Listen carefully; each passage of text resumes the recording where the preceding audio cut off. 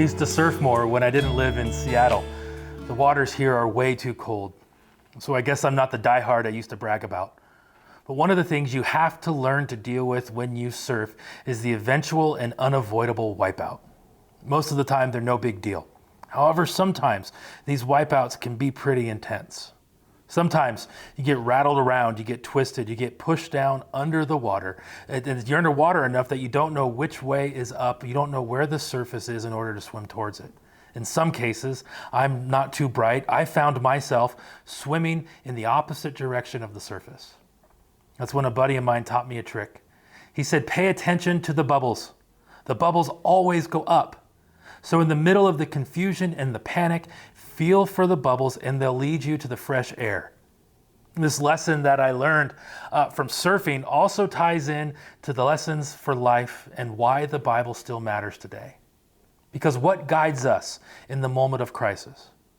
When the unexpected harshness of the reality of this world comes crashing in on you and we wipe out. What points our lives right side up? Is it our own pride? Our natural desires? What other people might think? Is it the social media polls that are always going around? Is it podcasts or politicians, Anderson Cooper, Ellen, or even Oprah? Or do we trust the stories that are always being told in our own heads? Each one of us carries with us a storyline in our brains that shape the reality in which we live. They tell us how much value we have. They tell us why we're here. They tell us where history's going. They tell us what's right and what's wrong. And these narratives hide out in the corner of our brains until we find ourselves in a situation where we need to make a decision. When our spouse wants a divorce. When we can earn some money if we cut the ethical corner. When we want to seek out revenge or when the diagnosis is bleak. In those difficult times, we might say a token prayer for guidance, maybe even have an inspiring quote on our dashboard, or even fire off some creed that we learned in Sunday school a long time ago. All of these are good, but are they enough? When these situations happen, and sadly, they will happen, that's when we will find out what story we are living by. This is why the Bible matters today.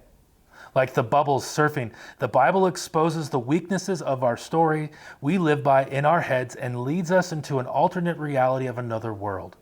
It shows us another world is entirely possible, a world where God breaks through the clouds of despair, a world where hope is at the center, a world where all of those things we thought were impossible are now firmly in play.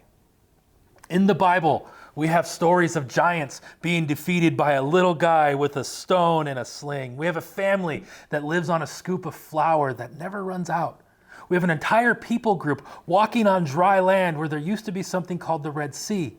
We have a man spending the night surrounded by lions, virgins giving birth, people walking on water, paralyzed people walking, marginalized people included. There's 5,000 people that are fed by 2 fish and a couple pieces of bread.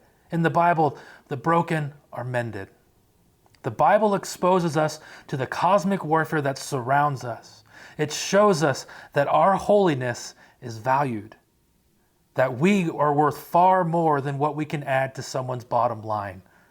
And as one of my favorite Bible teachers has said, the Bible reveals the world as it really is. It's not a book of begats and thou shalts. It's a story that presents a different way of seeing the world and our lives inside of it. The Bible is true. It's a heaven and earth story. The story of God and the world, the story of creation and the story of covenant, the story of creation spoiled and covenant broken, and then covenant renewed and creation restored. The Bible is a book where it all lands in the same form of an invitation. This story can be and should be your story. It can be my story. The story that makes sense of us. The story that restores us to sense after the nonsense of our lives. The story which breathes hope into a world of chaos and love into cold hearts and lives. The Bible is true. It is good. It is right. And it grounds us into an authority that never fails to point to the clarity in the middle of our confusion and our panic. This is why the Bible matters. Because in it, God reveals himself to us into our lives, into our stories, and points us back to him where we can find ultimate clarity for our lives.